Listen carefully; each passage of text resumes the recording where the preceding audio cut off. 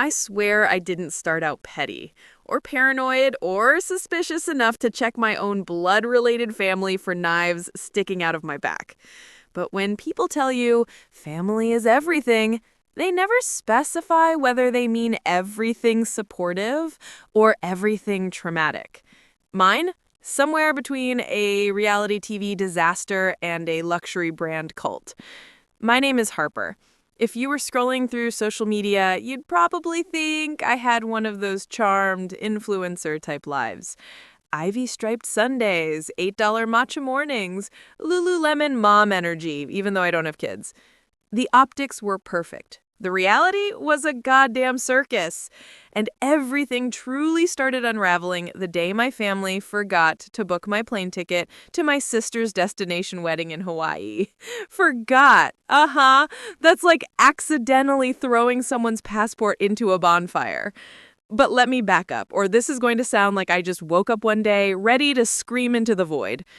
My older sister, Madison, rich, radiant, always gets her way Madison, had the kind of life that felt like a sponsored commercial for coastal elite privilege. Blonde waves, Pilates body, fiancé from a multi-million-dollar real estate empire. You get the picture. Meanwhile, I'd carved my way out of the family business years ago when it became clear I was meant to be the family's emotional janitor, therapist on call, and occasional scapegoat. And apparently staying away made me a threat, because distance makes people dangerous when they can't control you anymore. The wedding was supposed to be my big return. My mother said I should show up looking fabulous so the family doesn't assume I'm still spiraling. Spiraling because I'd chosen therapy over pretending everything was fine. Unbelievable. But I wasn't going to start a war.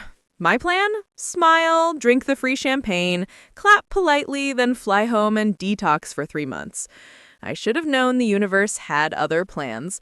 Or, more specifically, my family did. We're booking all the flights together, my mom had said on one of our strained phone calls.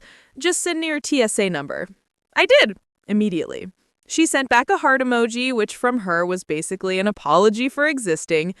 A week later, Madison texted me a photo of her bikini options for the bachelorette yacht day. I hearted it. She hearted my heart. Everyone was fake nice. Suspiciously nice. And then 2 nights before departure, I got an email from the resort confirming the room block.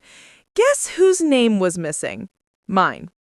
At first, I thought maybe the email system glitched. So I checked my airline app. Nothing. Checked my email inbox. Nada. Checked spam. Just newsletters and a terrifying reminder that I owed my therapist a session.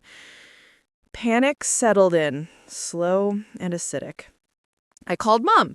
He answered in that rushed, perky tone she uses when she's trying to sound like a functional parent in front of other people. Sweetheart, we're just finishing up packing. Cool, I said. So, where's my plane ticket? Silence. A long, terrifying one. Your what?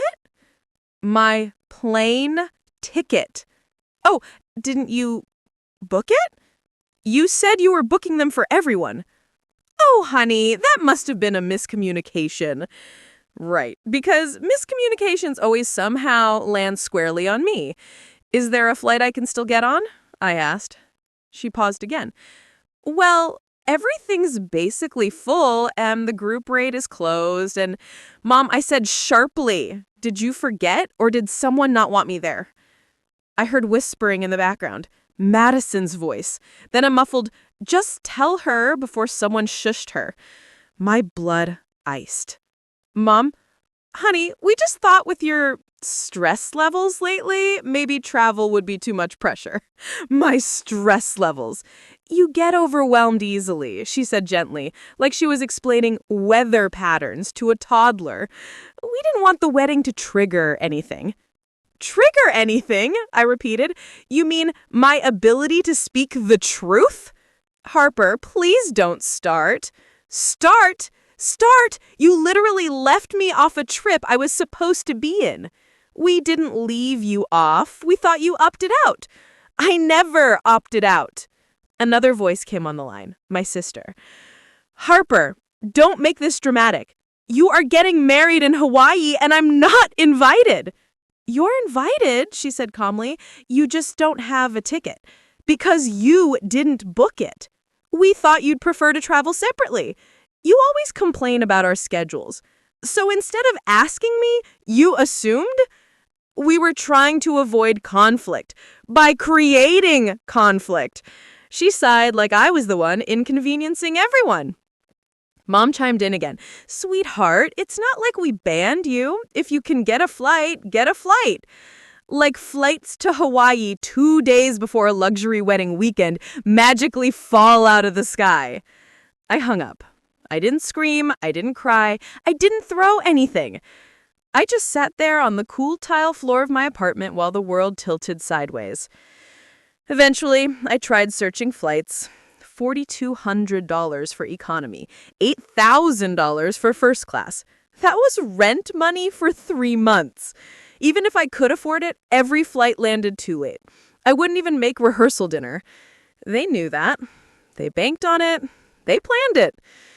The next morning, I woke up to a flood of Instagram stories from the family. Everyone smiling on the plane, matching floral loungewear, cocktails at 9 a.m. The caption under Madison's post, "Couldn't imagine this day without the people who matter most." The people who matter most. I closed the app, deleted it, reinstalled it out of spite, then deleted it again. And when the wedding day arrived, I stayed home. Not by choice, by design. My family sent a single text the morning of, "Wish you were here." I answered, "Sure." Mom sent a sad face emoji. Madison sent a picture of her bouquet. Then nothing. I didn't watch the live stream. I didn't ask how it went. I didn't call. I ghosted them all after that. Not out of rage, out of survival. Because some betrayals don't just sting. They rewire who you are. A few months passed, then more. Months where I rebuilt myself. Therapy session by therapy session, coffee by coffee, new boundary by new boundary. I got a promotion at work. I started a side business. I even dated casually again. People who saw me said I seemed lighter because I was. My life was finally mine. And then, almost 1 year to the day after the wedding, my sister reached out. The message was short. Too short. "Harper, I need to talk to you. It's important. Please don't ignore me." 3 minutes later, my mom called, then my dad, then my aunt. Something was very wrong. I let the calls ring out. Then Madison texted again. "Please, it's about the wedding. There's something you don't know." I rolled my eyes. Months too late for an apology tour.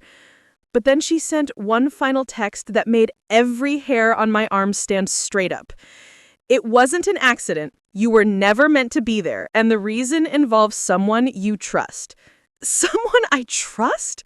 My pulse started sprinting like it wanted out of my body. My mind flew through possible names, friends, coworkers, distant relatives, but one person stood out. One person who could have made all of this happen. One person who had access to my travel documents, my schedule, my inbox. One person who had a reason to keep me far, far away from a high-profile luxury wedding if they were hiding something. My ex. The one I thought I'd left behind completely. The one who still had ties to my family. And the one who always hated how close I was to the truth. I didn't realize I was shaking until my phone buzzed again. "I can explain everything," Madison wrote, "but you're not going to like it." I took a shaky breath. "Of course I'm not," I whispered to myself. Because if I'd been forgotten, it wasn't forgetfulness, it was strategy. And now someone wanted me to know why. 1 year later. My hands tightened around the phone. "All right," I whispered to myself. Because deep inside, I already understood one brutal truth. My family didn't just leave me behind. They were protecting someone, hiding something. And whatever it was, it had been big enough to rewrite my place in that family entirely. Little did I know, it was bigger than I ever imagined. And it was about to come back for me. Hard. Because the real reason I wasn't on that plane wasn't about drama or conflict or stress levels. It was about a secret so explosive, someone was willing to erase me to keep it hidden. I didn't answer Madison right away. I didn't even answer that day. If someone wants to drop a nuclear truth bomb a full year late, they can sit in the fallout a little longer.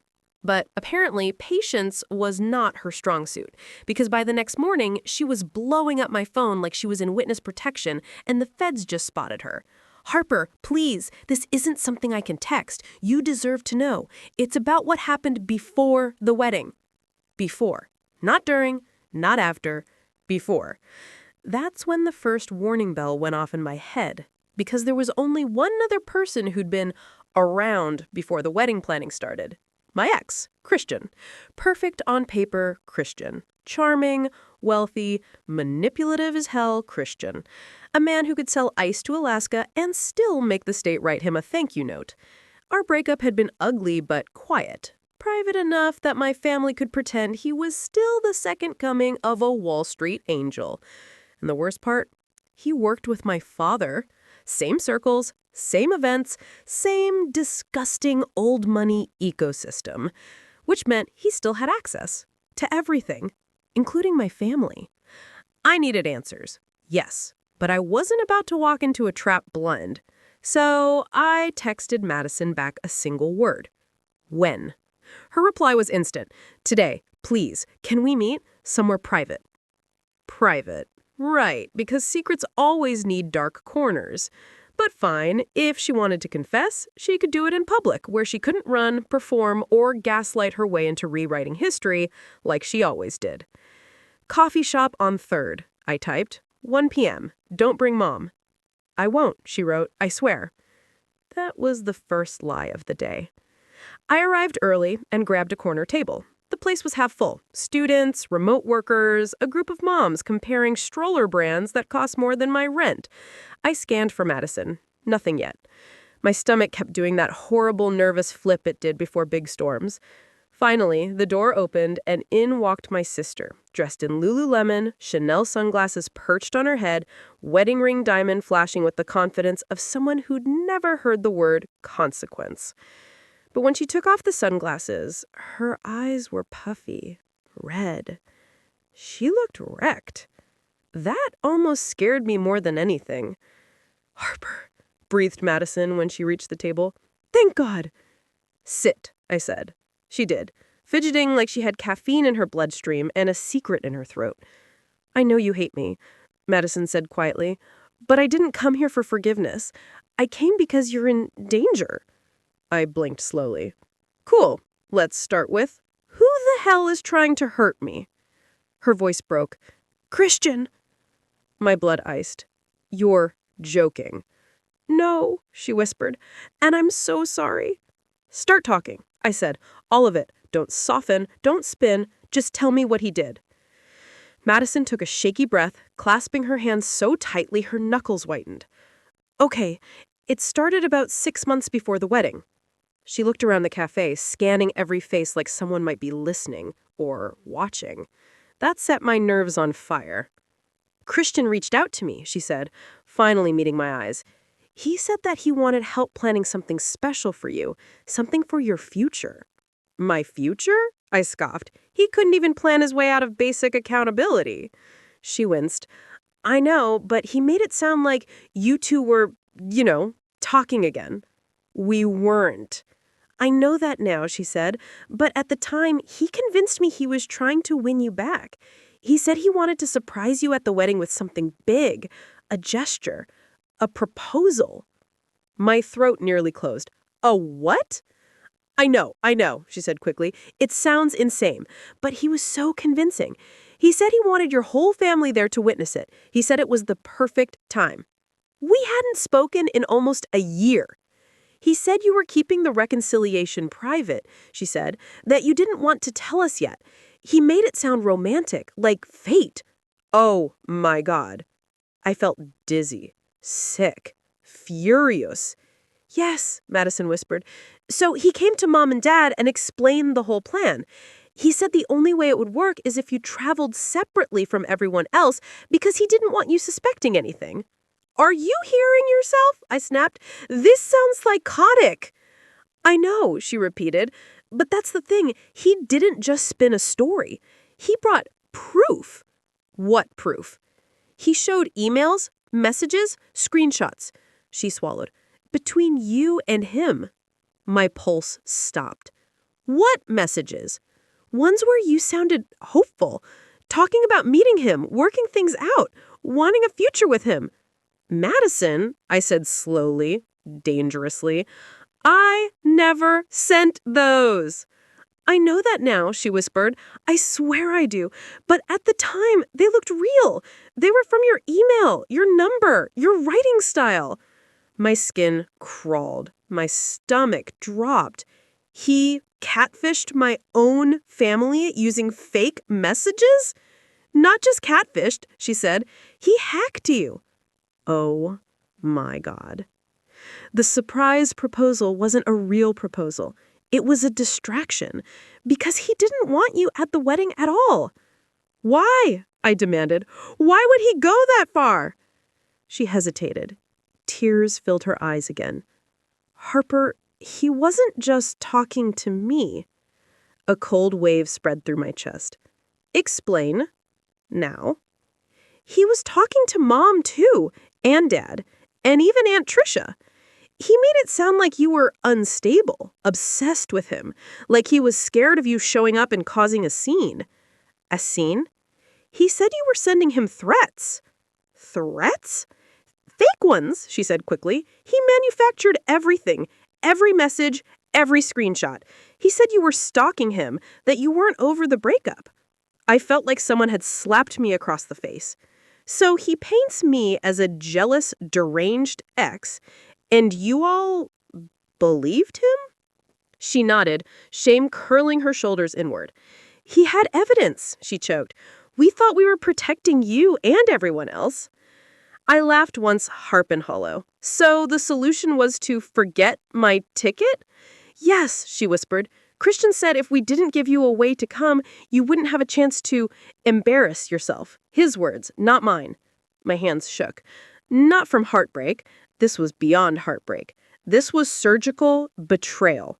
Planned, precise, cruel. Where is he now? Still working with Dad? No, Madison said quickly. That's the thing. He disappeared. Disappeared? After the wedding. Right after. She swallowed. Dad said he took a leave, but Mom said he was transitioning companies. And Aunt Tricia said he moved somewhere tropical. No one had a consistent answer. My stomach turned. And you waited an entire year to tell me this? Her face broke. Because something else happened. What? Madison, I said, what else did he do? She looked down, then reached into her bag with trembling fingers. She pulled out a small envelope. Worn, crinkled, torn in one corner like it had been opened too many times. She slid it to me. This came last week. Addressed to me, no return label. I opened it. Inside was a single photo. Me, sitting on my apartment balcony, drinking coffee, wearing a sleep shirt, hair messy, candid. Close.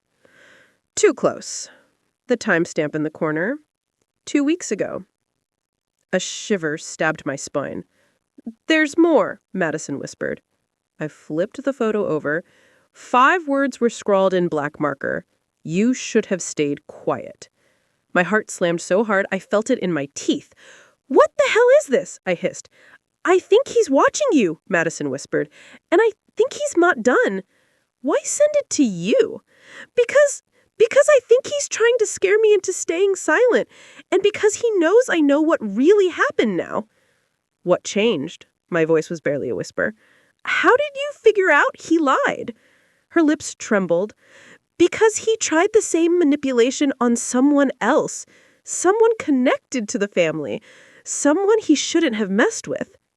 Who? Her eyes lifted, haunted. My husband. I froze. Christian went after your husband? She nodded, tears sliding silently, and Parker almost fell for it. He believed Christian's lies at first, until he didn't, until he found something. Found what? Madison's hands covered her face. Something that could ruin Dad. Something that ties Christian to more than just some fake messages. My chest tightened. Madison, tell me. She lowered her hands. Her voice was barely a breath. Christian wasn't working alone. Who? Dad, she whispered. Dad helped him. The cafe noise faded to nothing. My vision sharpened like I'd been dropped underwater. You're telling me, I said slowly, that Dad helped my ex manipulate you, Mom, everyone, fake messages, fake threats, hack me, erase me from the wedding? She nodded once. Why? I whispered. She closed her eyes. Then she said the phrase that detonated everything I thought I knew. Because Christian knew something about Dad's company. Something illegal. And Dad let him do anything to keep you far away from the wedding. I didn't go home right after the conversation with Madison. I walked, fast, hard, like I needed the pavement to absorb the rage burning through my bones. People moved out of my way like I was carrying a storm behind me. And honestly, I was. Christian hacked me, framed me, manipulated my family, got them to exile me from my own sister's wedding, and did it all so I wouldn't overhear something illegal, something connected to my father, something that had the power to destroy everything. And he was still out there, watching me, photographing me, threatening my sister, disappearing like a ghost with a bank account. I wasn't stupid enough to confront him unarmed or alone, but I did know one thing. If someone knows your enemy better than you do, that's the person you find. And in Christian's case, that person was his older brother. Most people didn't know Christian had a brother. He didn't talk about him, didn't acknowledge him. Hell, he practically pretended the man didn't exist. But he did. His name was Landon Wells, and he had once been the golden boy in their family before something happened that turned Christian into the favorite. Something Christian never forgave him for. Something big. I'd met Landon twice years ago, back when I still thought Christian hung the moon. He was quiet, watchful, the kind of man who carried his trauma in his posture, but he'd been kind to me, genuinely kind, and Christian hated it, which is exactly why I knew Landon was the one person in the world who wouldn't protect him. My hands shook as I looked up his old business address online. He used to run a small security consulting firm. Fitting, considering Christian turned cybersecurity into a weapon. But after a scandal 2 years ago, something about corporate espionage he was framed for, Landon went dark, fell off the grid. But nobody disappears completely, not if you know where to look. And I did. There was a bar downtown. Not the trendy type with neon signs and curated cocktails. No, this one smelled like spilled whiskey and broken promises.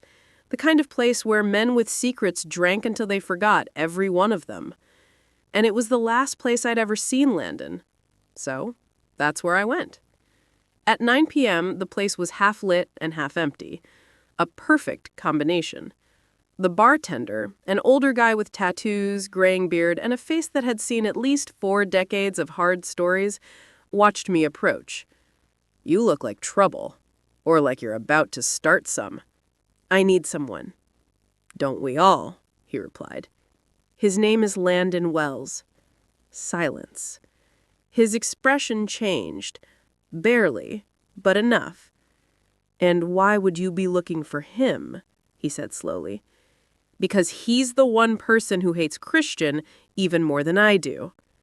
The bartender raised one eyebrow. And what exactly did Christian do to you, sweetheart? He tried to erase me. A beat. Then the man nodded to the back booth.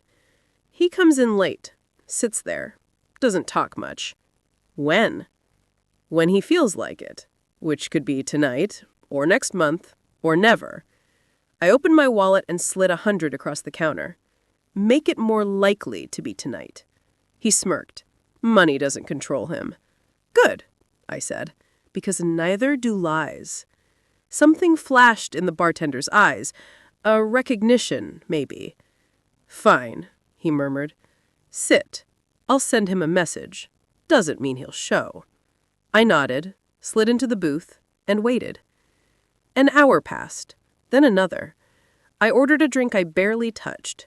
The bar lights buzzed overhead, flickering like they knew something I didn't. Then, around 11:20, the door opened.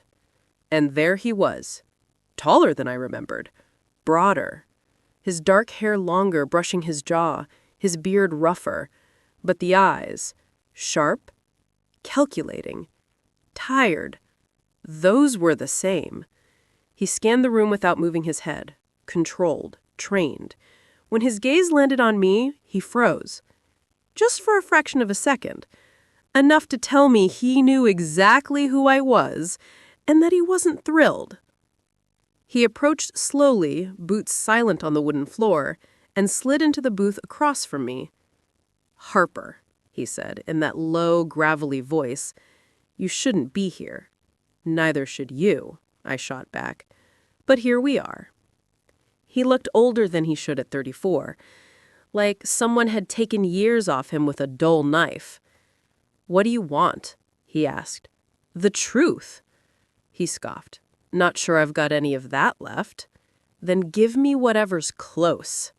His jaw tightened. This is about Christian, isn't it? Everything is about Christian until he's gone. Silence. A long, heavy one. You don't know what you're walking into, Landon said softly. Then tell me, I pushed. Because right now all I know is that he hacked me, framed me, stalked me, and got my own family to cut me out of my sister's wedding. Landon's eyes darkened, not with disbelief, with recognition, like he'd seen this play before. He also sent my sister a photo of me on my balcony 2 weeks ago. That got him. A muscle in his jaw twitched. Showed me. I pulled the photo from my bag, slid it across the table. Landon studied it for maybe 2 seconds before nodding once. This is him, he said. His style, his distance, his angle. Great, I said. So where is he? Not where you want him to be. Landon, I said slowly.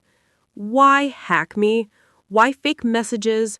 Why try to keep me away from that wedding? He stared at the photo, then looked at me.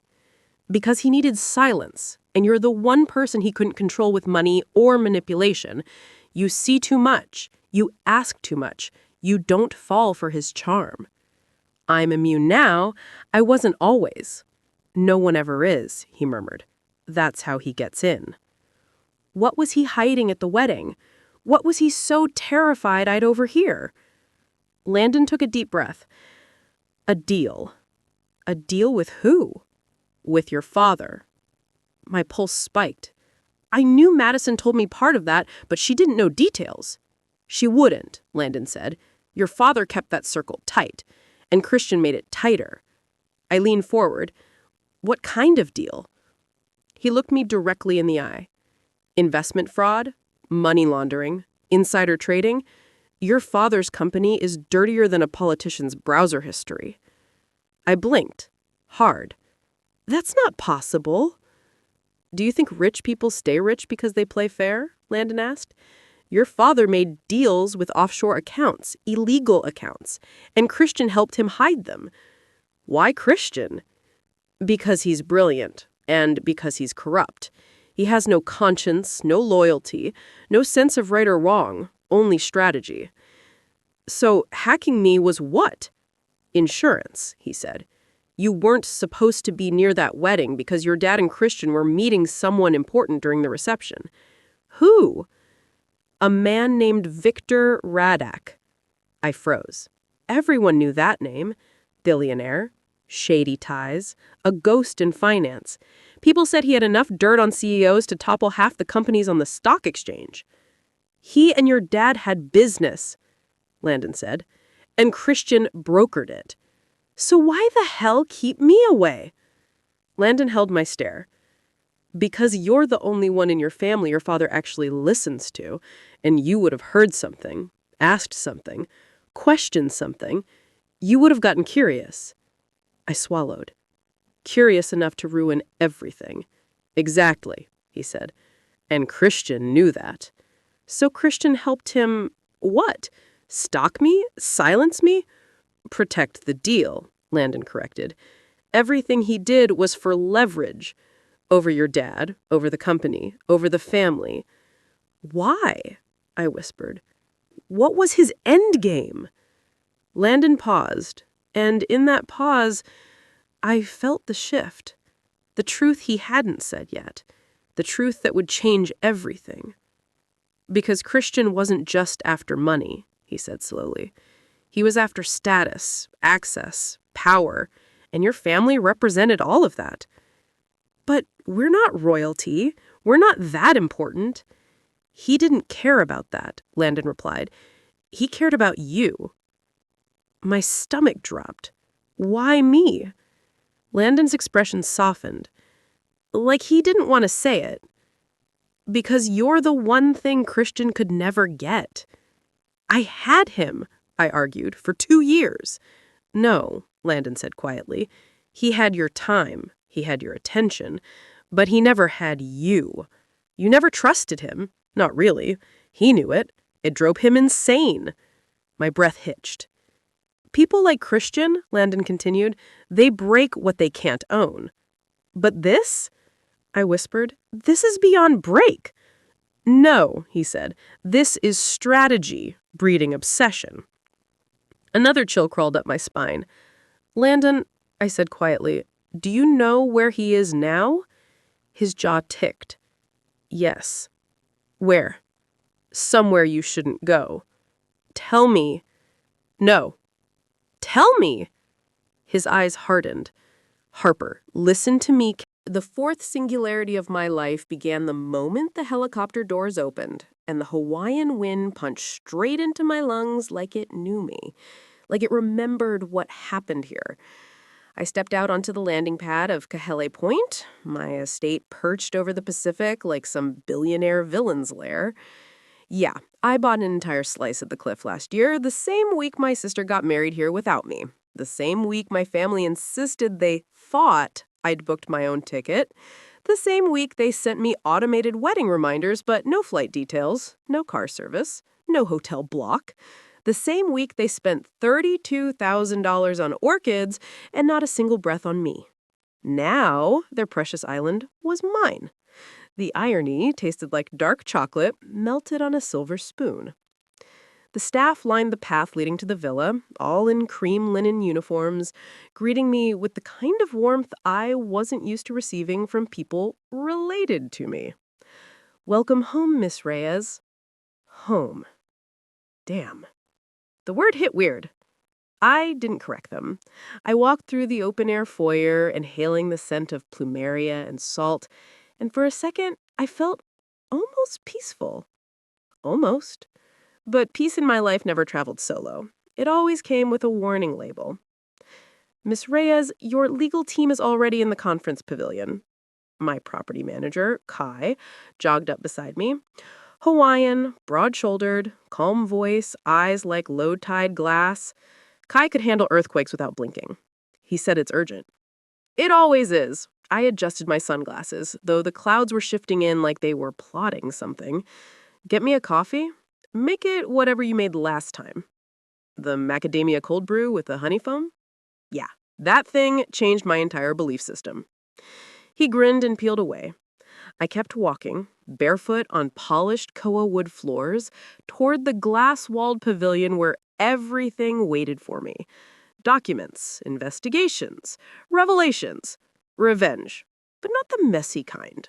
No, this was the tailored kind, the kind you served chilled with lawyers and NDAs in a backdrop of $5,000 ocean views. Inside, my 3 attorneys stood, my legal estate, my corporate litigator, and my private counsel, the fixer, as some called her. Mara, the fixer, stepped forward. We have updates, she said, tapping her tablet. On your family. Oh, here we go. I sat down at the head of the long teak table. Hit me. Your sister and your parents arrive in 3 days. And my sister's husband? I ask, keeping my voice flat. She glanced to her notes. He's, not coming. Why? He filed for divorce. I blinked once. Twice. Then let a laugh slip out before I could control it. Whoa, did not have that on my bingo card. Mara continued. He cited irreconcilable deceit. There's more, but I'll let you see the filings yourself. Huh. I took the tablet from her, scanning the receipts. Well, karma finally used express shipping. There's more, Mara added. Your parents' financial situation is worse than expected. How worse? Like underwater. I'm listening. Your father hasn't paid property taxes on their primary home for 2 years. Your mother has 3 maxed out credit cards. If their assets get seized, bankruptcy might be their only option. I leaned back. Damn, the universe really put them on clearance sale. They're coming here because they think you'll bail them out. Of course they do. And if you don't, let them drown. They taught me to swim in fire. They'll figure it out. Mara nodded. As you wish. One more thing. Your sister is pregnant. I finished for her. That one didn't surprise me. My family always used grand gestures to soften their fall. 4 months? Correct. Does the husband know? No, and legally, because he filed before the pregnancy was disclosed, this can get very complicated. Not my problem, I said, handing back the tablet. Not anymore. I stood, heading toward the balcony. The ocean below roared as if it had been waiting its whole life to narrate this moment. I said, prepare the guest villas. All 3. Make them luxurious, but not comfortable.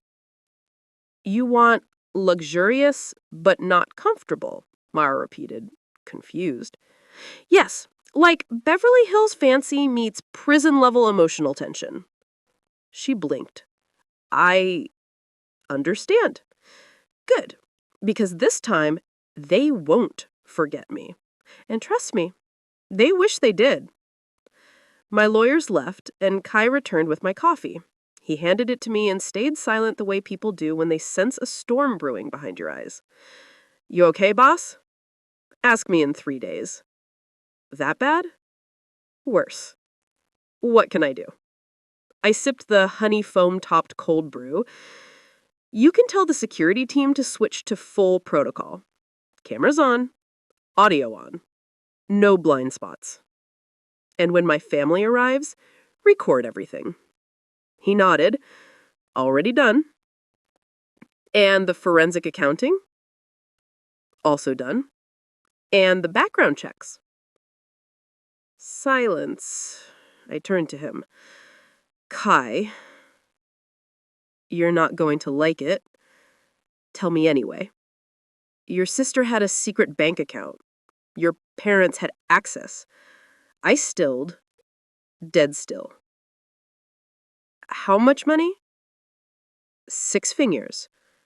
Whose money was it? His jaw tightened. Yours. Something inside me snapped. Silently. Cleanly. Like a bone that had been broken too many times. How? Your parents redirected portions of your trust distribution when you were 24. They used your sister's account as the funnel. And my trustee allowed this? He didn't know. Your mother forged 2 authorizations. Of course she did. There's more. Always more.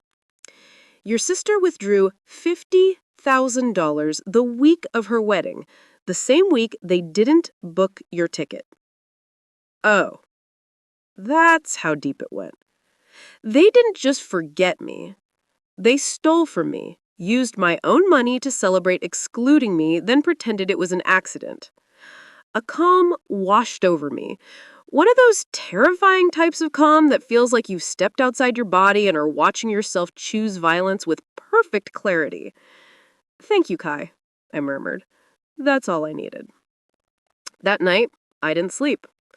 I walked the cliffs, waves smashing below like the ocean was having a tantrum on my behalf. I replayed the past year like a movie. Every ignored text, every half-assed excuse, every time they dismissed me like I was the family's understudy instead of blood. I also replayed the wedding live stream.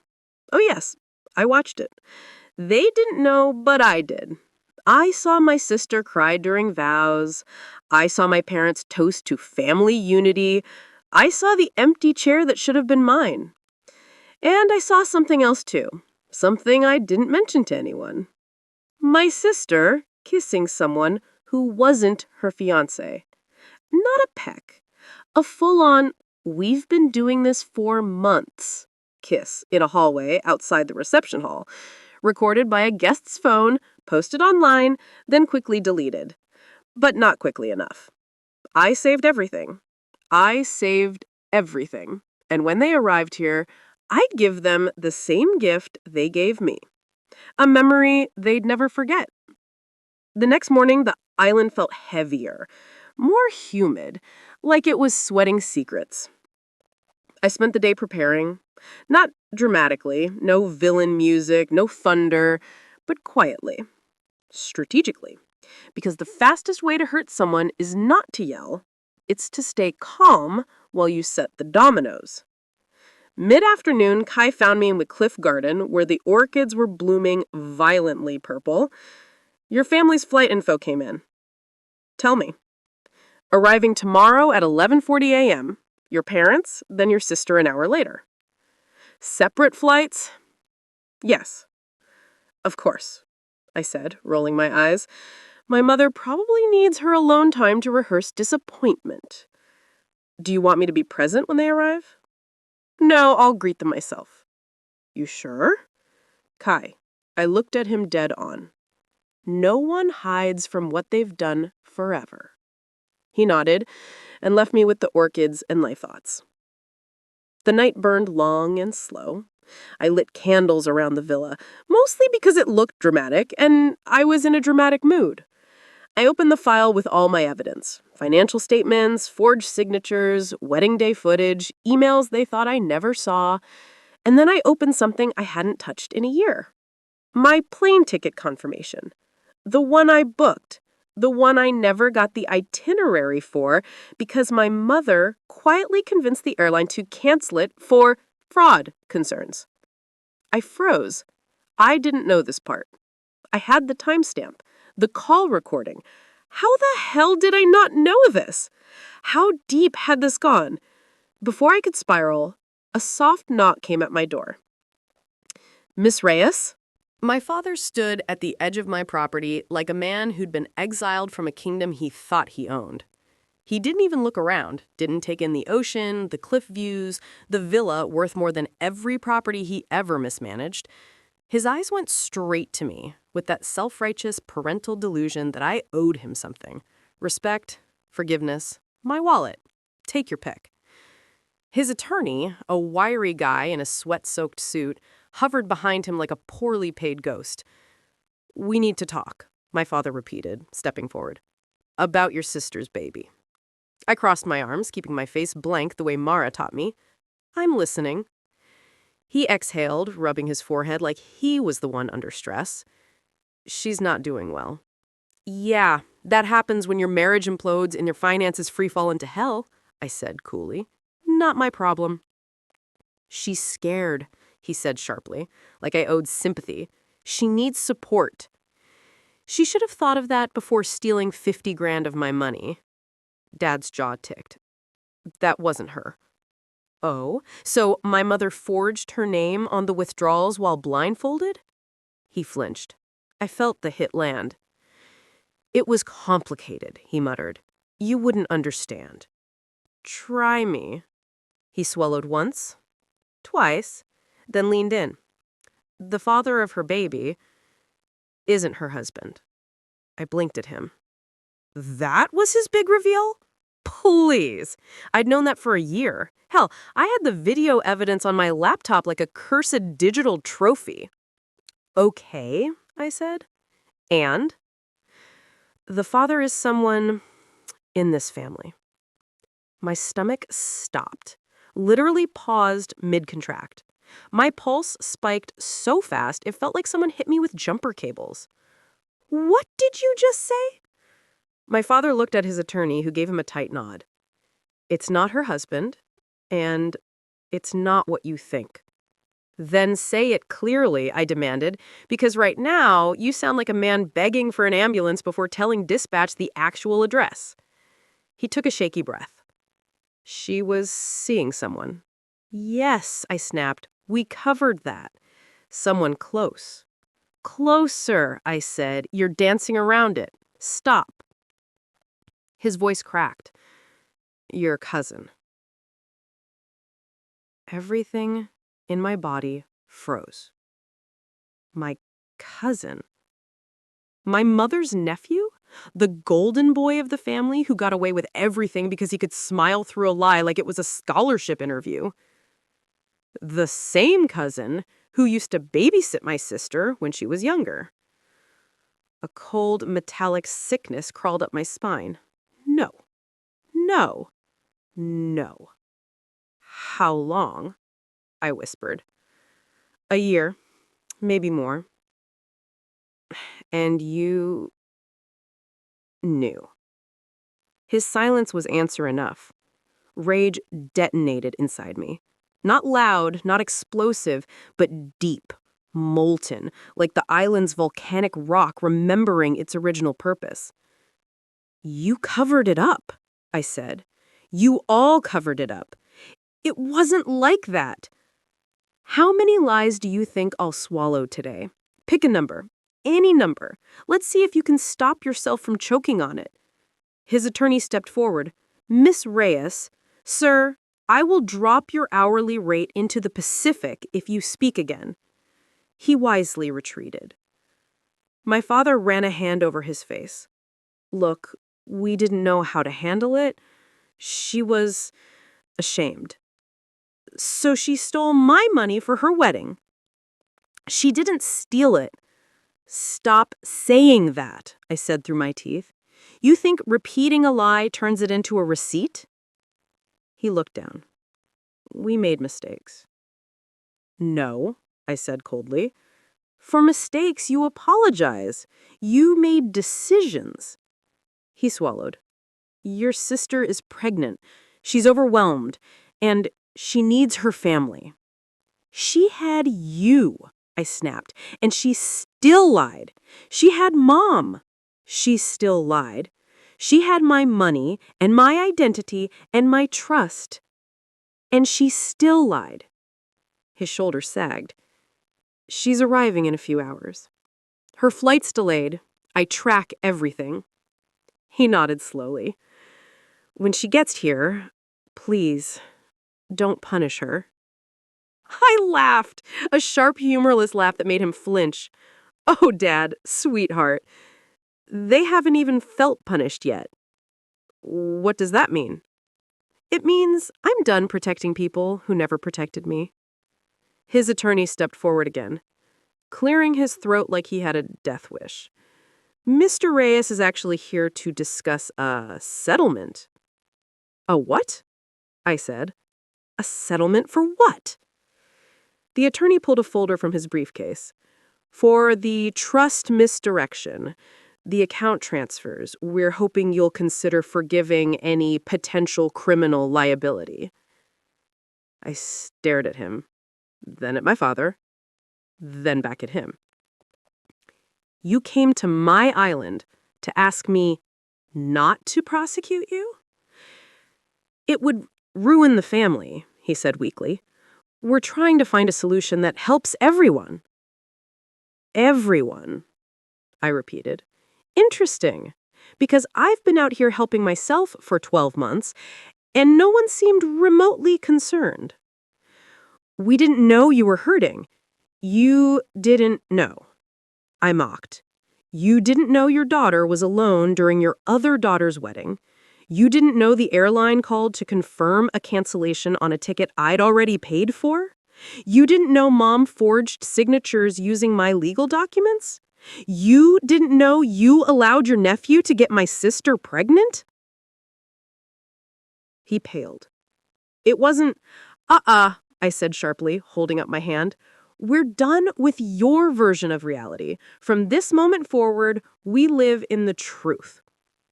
He looked like he wanted to sit down, but was too proud to ask. I'm sorry, he whispered. You don't have to forgive me. Just don't destroy us. Oh, Dad, sweetheart, I don't have to destroy you. I stepped closer, lowering my voice. You already did that yourselves. His attorney whispered something to him, but we were already past the point of legal CPR. He cleared his throat again. We just want peace. I tilted my head. Then you should have thought about that before dragging war to my front yard. He closed his eyes. We'll go to the guest villa. You'll go nowhere until security escorts you, and don't confuse that with hospitality. It's containment. He nodded, defeated. For the first time in my life, I watched my father shrink. Not physically, but spiritually. Like the weight of every lie finally anchored him down. Security led them away. I walked back inside the villa, every cell in my body vibrating. I thought I knew the betrayal. But this? This was a whole new chapter. I spent the next hour pacing, thinking, replaying everything I'd heard. My cousin, my sister, the baby, the theft, the forged documents, the cover-up, the wedding, the ticket cancellation, the lies, the entitlement, the nerve to ask for forgiveness before even offering the truth. I was spiraling, but a cold, focused kind of spiral, the kind that builds plans instead of panic. At sunset, Kai found me on the back patio staring at the horizon like I was waiting for it to apologize. Your sister's flight just landed, he said gently. You ready? Define ready. Do you want me there? No, I said. This one, I handle alone. Okay, he said. But there's something else. I turned. His face was tight. Her husband called the estate earlier. My eyebrows shot up. What? Why? He wants to talk to you privately when he arrives. Wait, he's coming here too? Tonight. Why? Kay hesitated. He said it's about the baby. My stomach dropped. Do not tell me. He said he has proof that the baby isn't your cousin's either. My pulse hit a new gear. Then whose? Kay swallowed. My sister stood in the torchlight like the island itself was holding her up, like she wasn't the same person who'd taken my money, my trust, and a year of my life. She wiped her face with trembling fingers. Her mascara was smudged, her hair wind-tangled, and for the first time since we were kids, she looked small, breakable, human.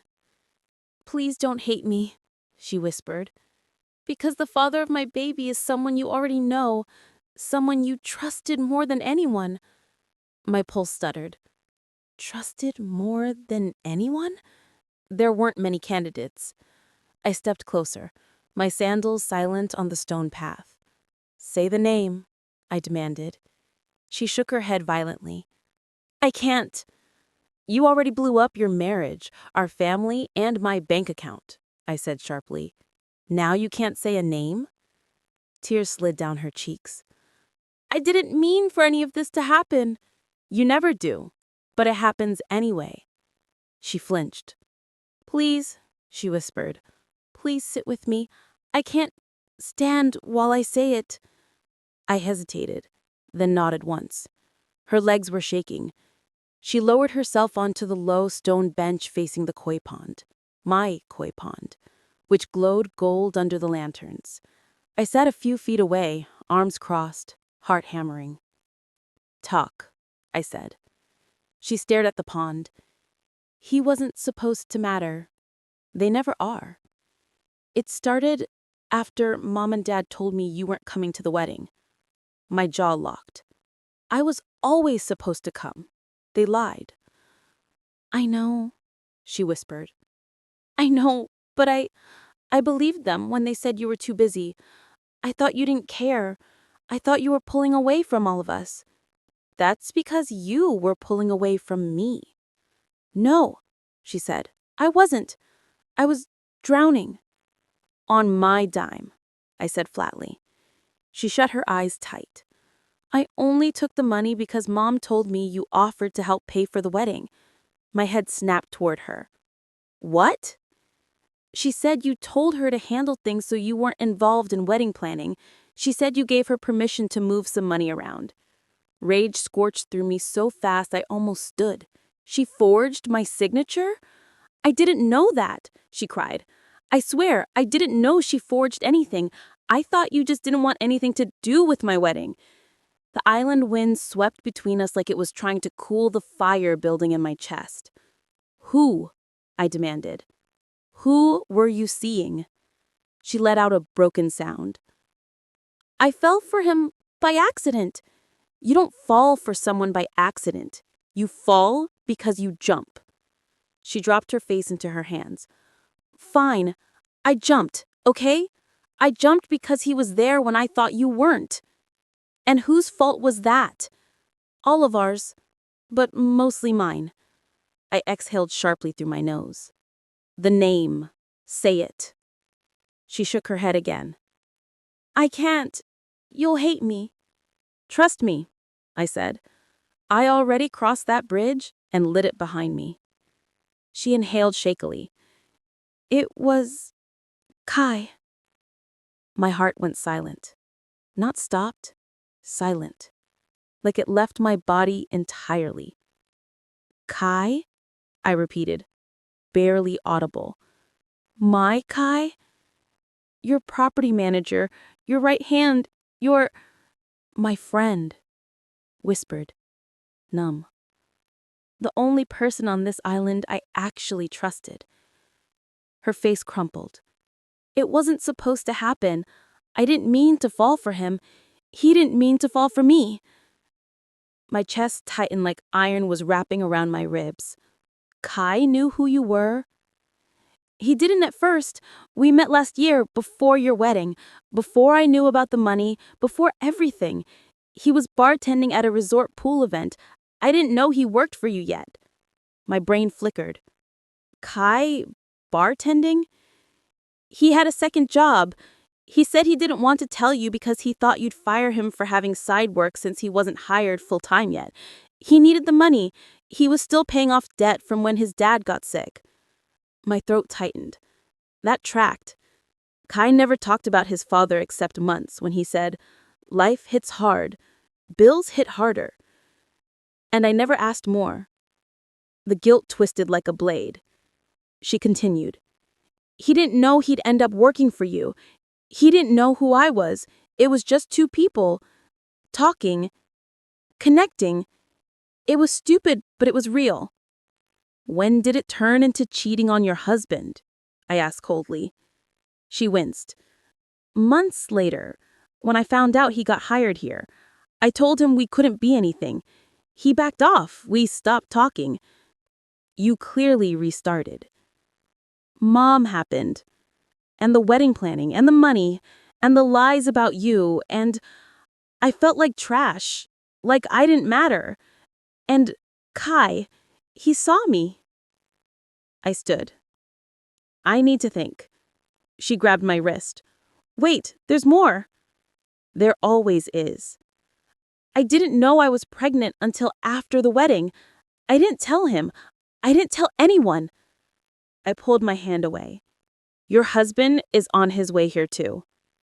She paled instantly. "What? Why?" "He said he has proof the baby isn't Kai's." Her face drained. What? He wouldn't tell me who. She collapsed back onto the bench like her legs gave out. I don't understand. You lying to yourself is not my business anymore. Your husband will be here any minute. He's coming with receipts. She shook her head violently. No, that's impossible. I've only been with Kai. Then you have nothing to worry about. Unless you do. She started hyperventilating. I didn't comfort her. Not tonight. Not after everything. Footsteps sounded behind us. Heavy. Determined. My sister's husband, Mason, appeared under the archway, holding a manila envelope. His shirt was wrinkled, his eyes red, his posture exhausted. We need to talk, he said. My sister's breath hitched. Mason, please. Don't, he said. Not tonight. He turned to me. Thank you for letting me come. I didn't, but you're here now. He nodded. Before I tell you the truth, you need to know something. What? I'm not here to save my marriage. I'm done. I'm not here for revenge. I'm not here for sympathy. I'm here because if I leave without telling the truth, it'll kill me. My sister broke. Mason, please don't do this. No, he said. We are done lying. He opened the envelope with shaking hands and pulled out photos, documents, test results. The baby, he swallowed hard. It's not mine. And it's not the cousin's. And it's not Kai's either. My sister stared like the world had tilted upside down. That's impossible. Mason nodded toward the documents. DNA tests don't lie. DNA? You did a test? Without my permission? You weren't giving me any truth voluntarily, so I found truth on my own. I stepped closer. If it's not his husband, not her cousin, not Kai, then who? Mason turned to me with something like heartbreak and fury mixing in his voice. Your father. The world didn't just stop. It detonated. My sister screamed, a raw, animal sound that ripped through the island air. You're lying! You're lying! She sobbed. You're lying! Mason shook his head slowly. Your father has been covering for you, not because he wanted to protect your reputation, but because he wanted to protect his own. I staggered back, grabbing the stone wall to stay upright. No, no, no, no. My sister collapsed on the ground, sobbing so violently the rocks shook. The island went silent. Even the ocean seemed to stop breathing. Mason placed the documents on the bench and stepped away. I'm sorry, he whispered. I'm so damn sorry. I wish I didn't know any of it. My sister crawled toward the papers, shaking uncontrollably. She flipped through them with trembling hands. Then she screamed again, not the kind of angry, the breaking kind, the end of world kind. I stared at her, at the documents, at the horror unraveling in real time. Everything, every question, every lie, every missing piece snapped into place with monstrous clarity. My father, my sister, the cover-up, the money, the signatures, the secrecy, the sudden push to get her married fast, the rushed wedding, the desperation, the lies. Oh my God. My stomach twisted. I felt sick, betrayed, violated, haunted. My voice barely came out. The morning sun hit the villa like a spotlight, and for once, I didn't feel like hiding from it. My sister was asleep, her hands protectively over her stomach, curled up under the softest cashmere throw I'd ever bought. I'd ordered the estate staff to leave her in peace. No interruptions, no calls, no hovering relatives, at least until she was ready to face the truth.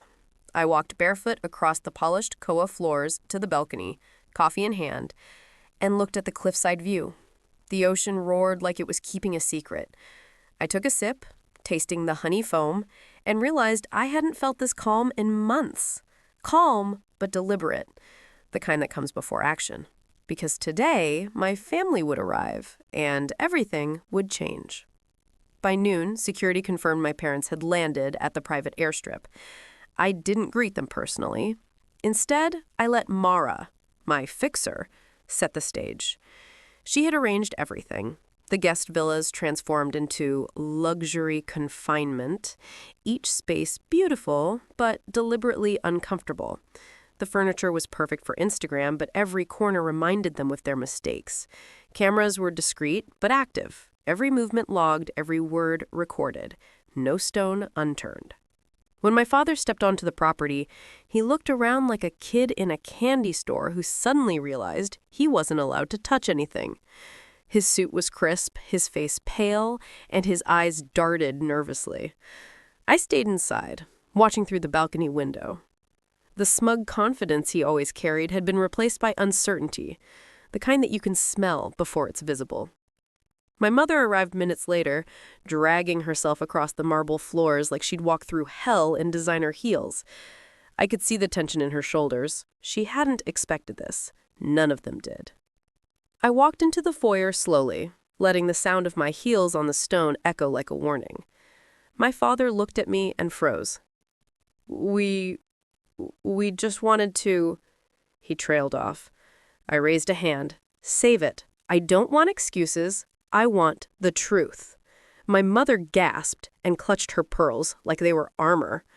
We can explain." I laughed, a short, sharp laugh. "Explain? Really? You mean lie, manipulate, and steal? Yeah, I'm sure you'll get right on that." "Please," my father whispered, "let's sit and talk calmly. We can work this out." "Work this out?" I repeated. "Let me be clear. You broke trust, misappropriated my funds, lied to me for a year, allowed my sister to make catastrophic mistakes, and tried to cover up a pregnancy that involves half this family. Work this out?" My mother flinched. "We didn't know." "Don't," I said, cutting her off. "I already know. I've known for months. You're lucky I didn't expose you sooner." Mara stepped forward. "Ms. Reyes, shall I play the recordings?" I nodded.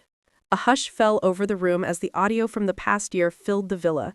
My mother's voice forging signatures, my father's admissions of cover-ups, my sister's whispered confessions, Kai's cautious conversations, every lie documented. My parents went pale.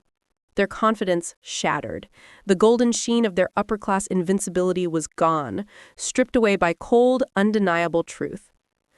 I let the silence sit heavy for a few moments before speaking again. "Here's the deal. You've got two choices. 1, accept your wrongs, cooperate fully with rectifying everything, and hope I find it in me to minimize the fallout. 2, continue lying, continue hiding, and I'll expose every detail, legal action, financial ramifications, and social exposure included. Make no mistake. I hold every card." My father stammered. We can cooperate." I raised an eyebrow. "You will cooperate, and not because I asked nicely." Then I turned my attention to my sister, who had finally woken, sitting on the staircase with a blanket over her shoulders. Her eyes were swollen, her expression haunted. I said, "You need to know something. Kai isn't the enemy here. He never wanted this chaos. He's loyal. He's been honest about everything that's his responsibility. You need to start by facing your choices, owning them, and being honest about your life moving forward." Tears welled in her eyes. "I don't know if I can." "Yes, you can," I interrupted firmly, "because the only way out of this mess is through. I've already done half the work. The rest is on you." She nodded shakily. "And my parents?" I said coldly. "They'll be handling the consequences. You focus on the baby and your own redemption." Later that afternoon, Kai arrived, and I finally allowed myself to see him face to face. His expression was guarded, but soft. "I heard," he said quietly. "Everything." I took a breath. "Did you?" He nodded. "I didn't know the depth of their lies. I didn't know your sister was pregnant. I never meant to hurt anyone." I studied him. He was honest. I could see it in the way he avoided my gaze at first, and then met it steadily, like he was ready to own his role in the chaos. I said softly, "You didn't, but you are a part of the solution now. I need you to be fully transparent with me from this point on. No secrets, no side deals. We rebuild trust where we can." He nodded, almost relieved. The rest of the day was a careful dance. I supervised my parents as they signed legal documents acknowledging their financial mismanagement and the theft of my funds. I made sure they understood that any attempt to hide assets would trigger criminal investigation. Mara orchestrated the meetings with accountants and lawyers, while Kai helped my sister navigate health appointments and prenatal guidance. Every move, every decision was mine to control. I wasn't just reclaiming my money, I was reclaiming my family, or at least the parts of it that could still be saved. That evening, we all gathered in the grand dining room. The air was tense, but quieter than it had been in months. My sister sat beside me, clutching a glass of water, and Kai stood just behind her, protective but respectful. My parents sat across from us, sheepish and silent. I lifted my glass. "To truth," I said. "To consequences, and to surviving our own stupidity long enough to fix it." There was a murmur of agreement. My sister's small smile was the first I'd seen in months, and for the first time, I felt a sense of relief that didn't come with dread. Over the next few weeks, the island became a controlled sanctuary. My parents faced the fallout, frozen assets, legal scrutiny, and a public family reconciliation plan they didn't get to dictate. My sister, guided by Kai and I, began focusing on her health and the baby. Kai and I spent long hours strategizing, preparing the estate for any possible intrusion or harassment from extended relatives or family friends who had taken sides. We turned the villa into a fortress of truth, transparency, and quiet power. Months passed. The baby was born healthy, and my sister finally began to smile without guilt or fear. My parents, humbled and monitored, had begun to understand that wealth and status do not excuse moral failure. Kai and I, well, we developed a cautious rhythm. We didn't rush into anything romantic, but the trust we had rebuilt was stronger than it had ever been. He had been my anchor through the storm, and now my partner in orchestrating the family's reckoning. One evening, standing on the balcony, I looked down at the villa below, lit softly against the Pacific. I thought about the plane ticket that started this whole chain of events, the lies, the betrayal, and the cover-ups. I thought about the moment I realized I could no longer protect people who had caused so much harm. I realized that justice isn't always about vengeance. Sometimes it's about clarity, accountability, and making sure the people who wronged you see the full weight of their choices. I took a deep breath, the wind salty and strong against my face, and whispered to no one, "You should have booked me a ticket. But I'm glad you didn't. Because now I'm in the driver's seat, and I will never let anyone take me out of it again." From that night on, life on the island wasn't perfect, but it was ours. Honest, transparent, bound by the truth. My sister grew stronger every day, Kai remained my unwavering support, and my parents, finally humbled, understood that wealth and status couldn't protect them from reality. I had reclaimed my power, my money, and my peace, and the justice I sought was served. Not through violence, not through revenge, but through truth, exposure, and consequences. And as I watched the sun set over the Pacific, painting the ocean in streaks of gold and crimson, I finally felt free, because I had survived betrayal, uncovered secrets, exposed lies, and reclaimed my life. And nothing or no one would ever take it from me again.